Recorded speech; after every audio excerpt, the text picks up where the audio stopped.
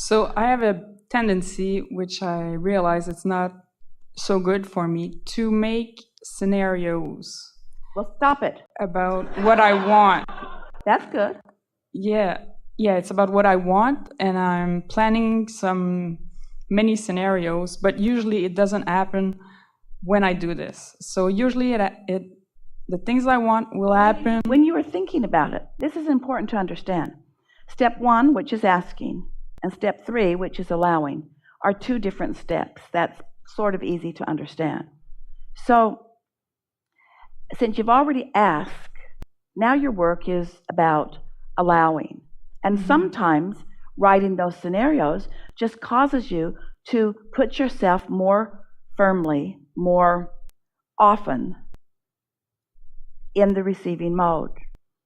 In other words, sometimes people think that they should write about what they want in detail so that the universe will know exactly what they want. Well, the universe already knows exactly what they want, but when you write about it, it's like you talk yourself into it. It's like when you write about it, you come to believe it more and more and more. The only question that matters is, how do you feel while you're writing? Esther has been using the word, she'll say to herself, I think I'm going to go sit and just happily contemplate. So she'll just sit and think about things that make her feel happy. And every time she does it, something else that she's working on becomes part of the mental conversation, and it's happy too. So how do you feel when you're writing, when you're scripting? Yeah, it's usually in my head, just mental scenarios. Yes.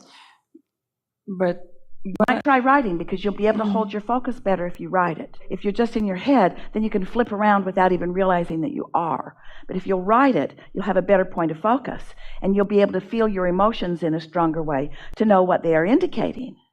Because if you've been doing something for a while and you're not getting results, then it isn't working. And the reason that it isn't working every single time, it's always the same reason. You're throwing resistance on your own trail and probably don't even know you're doing it. And the reason that you're not knowing you're doing it is because you have become accustomed to negative emotion. Esther realized the other day, she said something to her daughter Tracy. Tracy was asking something of her, and Esther was explaining why she hadn't done it yet. So she was explaining how busy she was, and Tracy just put laughing out loud back at Esther in the text. And Esther knew exactly what she was talking about because they've had this conversation on many occasions. As you beat the drum of how busy you are, you become less and less and less effective, because what you're saying is, I'm so busy, things are not working out. I've got too much to do. It's a time shortageness that won't allow any inspired breakthroughs, you see. So, you want to talk about the specifics of this? Let's say money, for instance. If I'm trying to figure out how it's going to come or making some... But you see, that's not your job. Your job isn't to figure out how it's going to come. Your job is to figure out how it feels as it's here. Get really general. What does it feel like to have freedom of dollars? What does it feel like to have that prosperity flowing into your experience? What would that feel like? What would or what does that feel like? And then get really general. It feels like ease. It feels like ease. Ease. Think about ease. Just say ease. Ease. It feels like ease. It feels like ease. No struggle. Ease. No struggle. Ease. Ease. Ease. Feels like fun. Fun. It feels like freedom and fun and ease. Freedom and fun and ease and freedom and fun and ease. It feels easy and it feels fun and it feels free and it feels full. It feels full and easy and free. Esther used to say to Jerry, let's go get a Coke and pretend like we're on vacation. That feeling of on vacation. It feels like waking up and having nothing that you need to do, just that feeling of ease. All my choices, that feeling of freedom and ease and fun. So stay there for a little while until you're actually feeling that. And we're not talking about where it's going to come from or who's going to bring it and when it's going to come and how it's going to get here and how much it's going to be. We're talking about what it feels like to be prosperous, what it feels like to have no attachments to anything that is holding you back. And so it doesn't take very long for you to talk yourself into that feeling. And as you talk yourself into that feeling, now, boom, you're in the receptive mode. Didn't even take that long. Didn't take any time at all. You didn't have to go get a job. You didn't have to make somebody pay something that they owed you. Somebody didn't have to die and leave you a big inheritance. Nothing had to happen for you to accomplish that feeling. that feeling, that feeling, that feeling. And now you're in that feeling place. Now you're in synced up. You're in the receptive mode. So now a thought occurs to you. I think I'll go over here. I think I'll do this. I think I'll call this person. Now you are inspired to action where you hook up. This is how the thoughts turn to things, you see. But if you don't take the time to hook up, you won't receive the impulses. And if you're acting out of impulses that are other than being hooked up, then they're all those things that you've already been trying. Action will bring you a certain amount of leverage. In other words, it's obvious that you can use your mind and use your body and move things from place to place. But there is so much leverage in alignment first and following inspired action. So let's talk further, because this is good. Everyone is benefiting from this, because there are 3 other people in this room that want money too. Good. So let's talk about what's going through your mind. Give us some of the scenario. Don't try to make it different than it's been. Just give it to us as you've been doing it, although now it will be somewhat different because of the conversation that we've had. And now you are more in the receptive mode. So just ramble about your desire. Like I'm starting a business right now. All right, that's way too specific. That's talking about how and where and... Okay, so it's freedom I'm looking for. Yes. I want to feel freedom. I want to be able to travel and ease and have fun. I feel joy. So feel softly how when you say, I want to be able to, that's like saying, I want to do something I'm not now able to. It's subtle. What you're wanting to do is kind of smooth the lack feeling out of this conversation that you're having with yourself. Now, you jumped right into the idea of a business, and we sort of asked you to back away from that. But is this business fun? Mostly, yeah. All right, so you didn't even go there. In other words, you went to the part that isn't fun because you're so determined to be honest about how things are. And honesty will get you nowhere.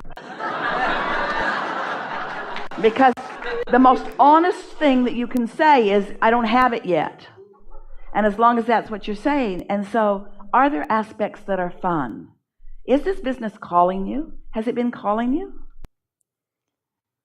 That's where I'm confused and I'm not sure. Well, if you're not sure, then it isn't. So you don't have to talk about that because that's not really calling you, but something like it is. So why does a business call you? Do you want to be self-employed? Does that call you? Yes. Why does self-employment call you? Same reason, freedom, traveling.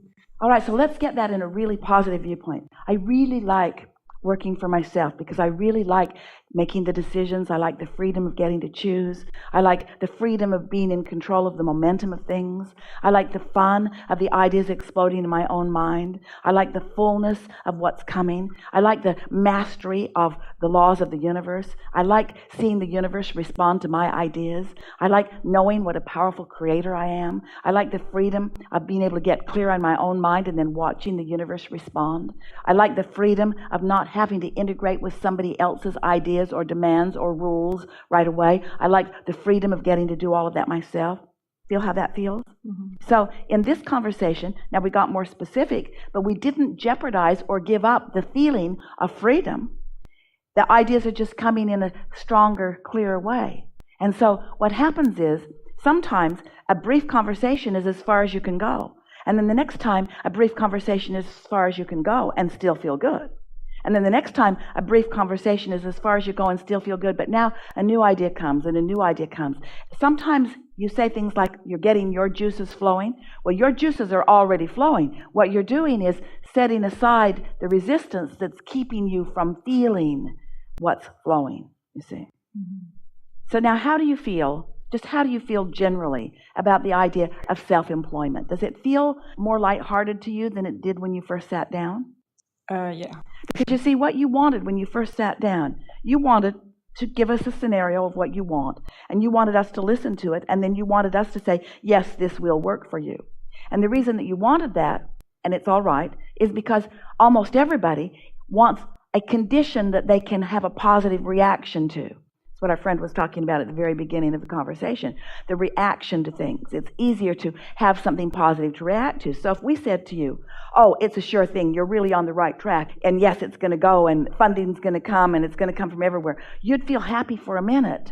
but you'd need us continually pumping that up. And that's a conditional approach that will not serve you well. We want you to find an unconditional approach. We want you to find that unconditional emotional approach, because you found that feeling of freedom without any conditions changing. No condition changed. You found that feeling of freedom, didn't you? Yeah.